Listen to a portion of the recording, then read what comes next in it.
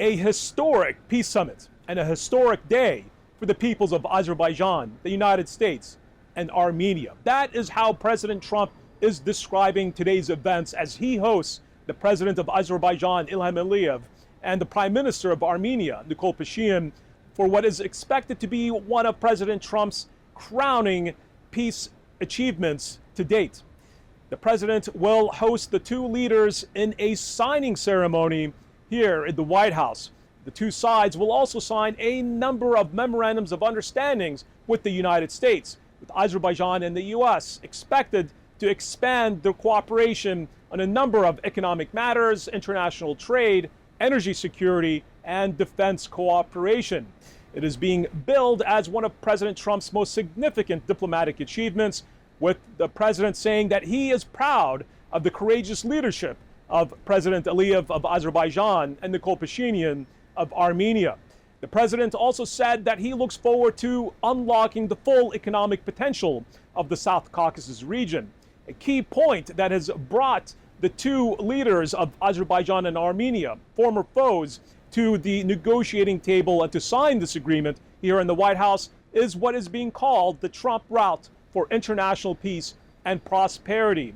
This will be a trade corridor in the southern part of Armenia that will connect via land Azerbaijan's mainland through into Nakhchivan, an exclave of Azerbaijan that is bisected by Armenian territory.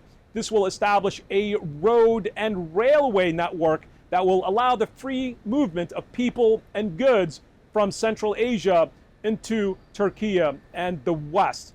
That was a major point of contention between Azerbaijan and Armenia. Now that the United States will establish an oversight and a company that will build the Armenian portion of this trade corridor, and that will also allow Armenia to open its trade routes for the first time to the West and not be totally dependent upon Iran and Russia. For Azerbaijan, this also means an opportunity to establish strong relations with the United States and to expand cooperation on a number of issues of mutual interest. Azerbaijani officials have told me that they view this as the launch of Azerbaijan's strategic partnership with the United States. An agreement on strategic cooperation will also be signed between President Trump's and President Aliyev. A historic day on a number of fronts and a new chapter for the South Caucasus as President Trump hosts President Aliyev and Nikol Pashinyan in the White House today.